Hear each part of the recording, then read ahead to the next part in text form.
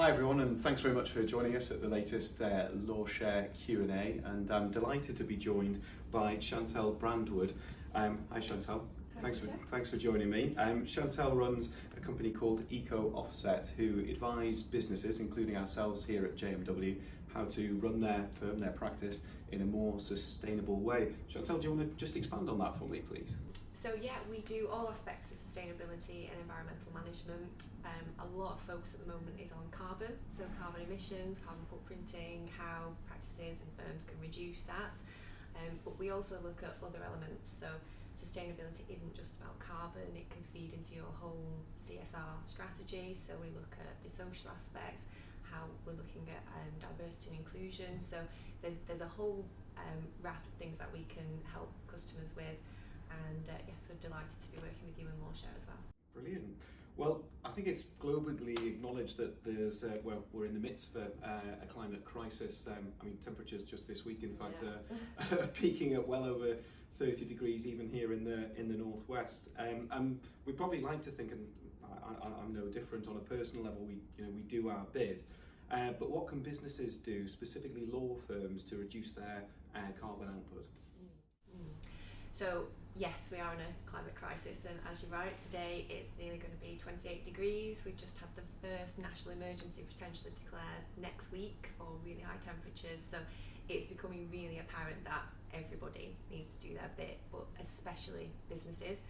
A lot of businesses have a much bigger carbon output than any individual would have, so we have a bigger responsibility to actually try and take control of that. The plus side of that is it gives us some quite big opportunities, so there are many things we can do as businesses that will help the environmental issues that we're facing, but it's also something that our customers want. So whether that's another business that you may be supporting, whether it's individual clients, the reasons for doing it obviously should be because it's the right thing to do, and we should be, but there are definite business benefits that you will see as well. There are a lot of reasons that larger companies will only work with other companies that are actually actively doing something about their environmental impact as well. And for certain individual customers, they will also want to work with like-minded businesses if sustainability is something that they're particularly passionate about.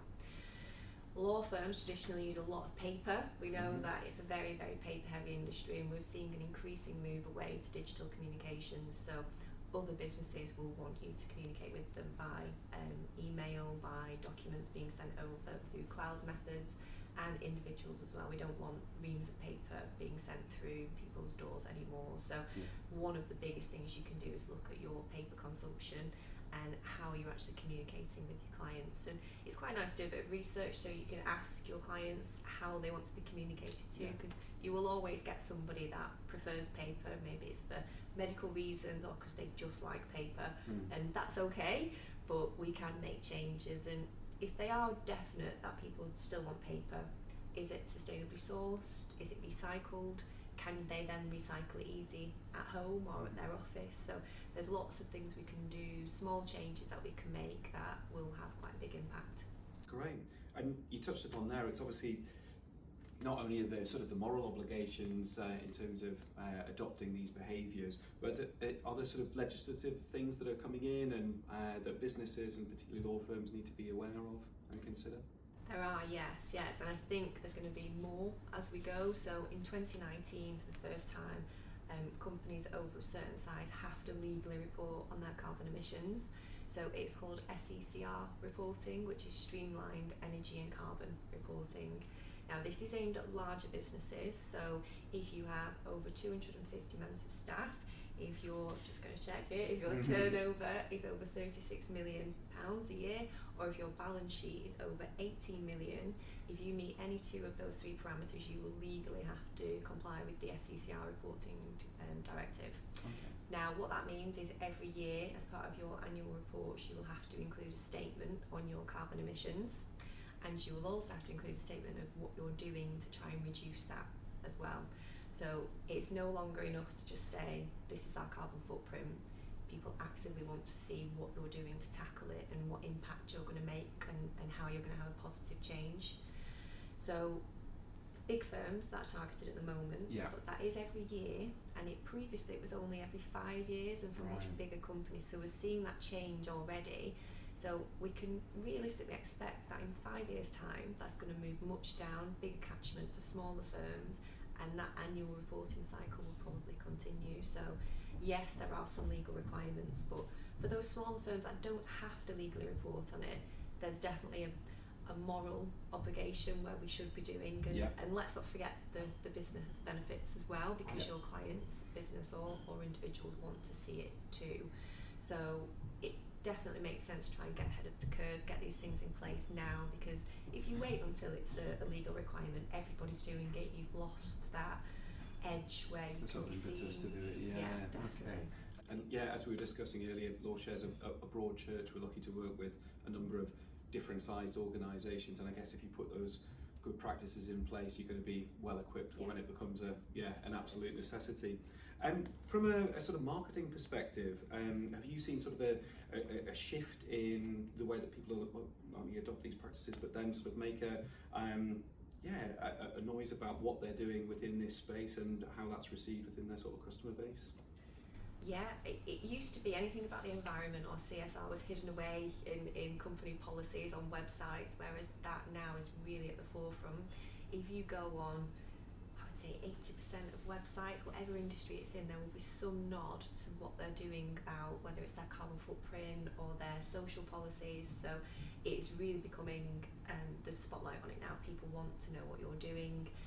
One of the best ways to do it is to share it on your website and not to hide it away at the back end where nobody's realistically going to read it. So having a dedicated, whether that's a social responsibility page or something specifically to the planet, is one of the best things that you can do, and make sure it's being talked about on your social channels, and engage with communities as well. So for you here in the Northwest, one of the best things that Northwest-based firms can do is actually contribute to local initiatives. So there's some great tree planting schemes, for example, in Manchester called Trees for Cities, where you can go and you can actually support tree planting at schools and in community gardens. So even if it's not a direct impact on carbon emissions today, you're giving back and helping sustainable communities as well. And obviously you then talk about that and invite clients to come along and make sure everybody knows what you're doing and why you're doing it as well.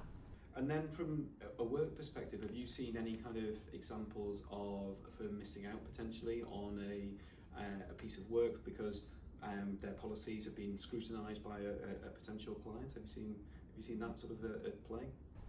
And that's becoming more common as well. So when we think about environmental impact of a business, yours isn't just what happens within your four walls, it's also based on who you work with, who your suppliers are, who you partnered with. So if you are looking for a new company to support you with your legal services, then you may have something in there in your tender documents around, can you share with us your sustainability policy? Do you know your carbon footprint? What's your environmental action plan? If you can't provide that, that may rule you out from the actual tender process altogether, and that has happened many times, and not just in the legal industry, in all aspects now. It could be that if you aren't putting things in place, you will still be allowed to progress, but you will have to say, okay, we don't have this today, but we will do within 12 months. And the reason that people are so passionate about it is, as I said, they want to be working with suppliers and partners who are not going to be detrimental to the hard work they're doing inside. So when we think of carbon specifically, we have what we call scopes 1, 2 and 3. Scopes 1 and 2 emissions are generally within your control. Scope 3 is your supply chain and people who you work with. So if I was a law firm and I was still having to use paper, I may look to source my paper from somebody who only used sustainable sources, but it could be really well recycled. I knew where that paper was coming from and what the carbon impact was, because that would make my overall law firm's environmental impact much less. So it's definitely worth having something in place, whether it's a policy that you can share, whether it's a full external report. You need to think about what you will have ready for when you get asked that question, because you will. Brilliant, okay. And you've already talked about initial steps that firms could make on a practical level. Looking at paper specifically is an obvious one. Are there any other sort of tips that you might be able to offer our membership that they can maybe start today, perhaps? Yeah, so in terms of when we think about making sustainable changes, the good thing that generally happens is you save cost as well as carbon. Okay. So we have this overconsumption in society where we're consuming lots of things, but we're paying for that. So when you're using reams and reams of paper, you are paying for that. So by reducing the impact of your paper and by reducing the amount you use, you're reducing costs as well. And that applies to other areas of the business. So when you think about your energy, so electricity, gas, especially at the moment where the prices have rocketed, are you being efficient with what you're using? Have you got the air conditioning on to either heat or cool the building, but actually in one of the offices around the corner everyone's got the windows open because it's completely the wrong temperature for them. So one of the best things you can do is get some, if you do have aircon, which in these temperatures and as we progress over the coming years, if you haven't got it, you may well have it. Make sure they're running efficiently, make sure that you've got ambient temperatures set. If you've got LED lighting in your offices as well, that is a really good way to reduce the electricity consumed, and again will have a positive impact on your costs. And if you can get automated systems, that's even better. So as we're in this hybrid working, you don't want to be heating your whole business and lighting all of your offices when nobody's actually in or if they're only in a few rooms. So until we've all caught up with our behaviours and everybody's in the habit of turning lights off and switching heating off, take that pressure off your team and off your building and actually automate it. Automate it, yeah. Okay. Renewable energy as well. So you are always going to have to use electricity. That's a given. That's just the nature of business. But try and look for a renewable tariff.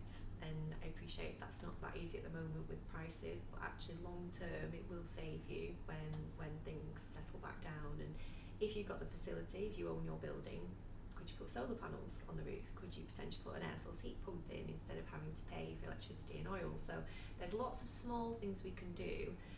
Longer term planning, switching to electric vehicles if you've got any company cars, trying to move away from flying. If you're going to meetings, look at viable options of train transport, ferry potentially if you've got the time to utilise those different ways. So the key message I would give is there are lots of small changes we can make. Nobody's expecting people to do anything perfectly overnight. Yeah. It's better to do 20 small manageable changes that your team can get on board with than try and go whole hog, zero waste, zero carbon overnight, because it won't happen and your team won't go with it. So we need lots of people doing it imperfectly rather than one practice doing it to a T, because that's where we're going to get the biggest impact. Brilliant. So lots of buy-in, I guess, and win-win, reduced costs and reduced carbon. Definitely, and a more sustainable practice all around. Excellent. Well, thanks ever so much for joining me, Chantelle. It's been a fascinating insight, lots of food for thought and lots to do. If you'd like to know more about what Chantelle does and how she advises us here at JMW and discuss sustainability with your practice, do get in touch with any of the Lawshare team. You know the email address, it's lawshare@jmw.co.uk. We'd love to hear from you. Thanks very much indeed.